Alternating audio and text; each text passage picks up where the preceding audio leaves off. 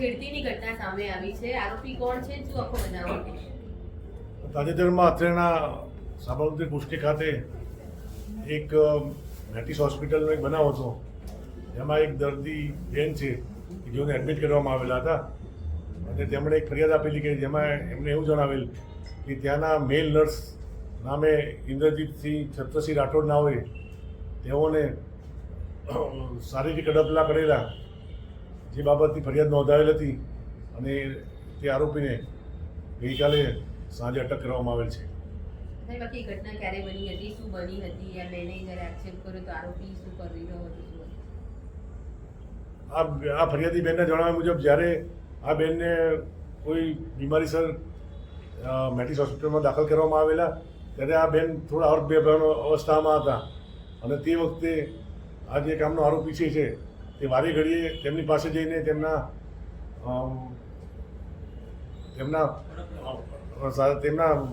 કહેવાય ને કે જે સેન્સિટિવ પાર્ટ હોય છે બોડીના તેને તે ટચ કરી રહ્યો હતો.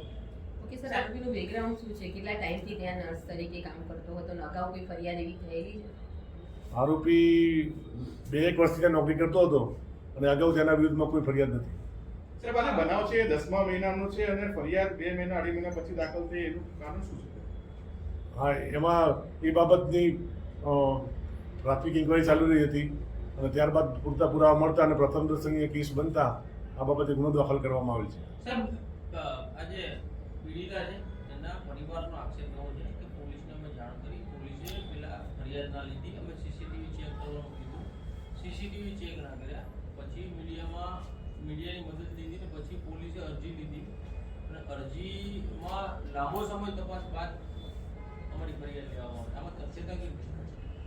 એ બાબતે તપાસ ચાલુ હતી એટલું જ છે અને આ બાબતમાં પોલીસ વિરુદ્ધ જે એમની જે રજૂઆત છે એ પાયા વિહોણી જણાઈ આવે છે.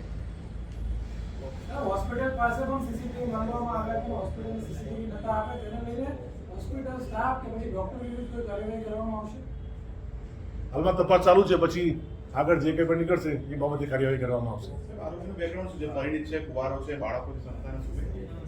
પરિણીત આરોપી છે.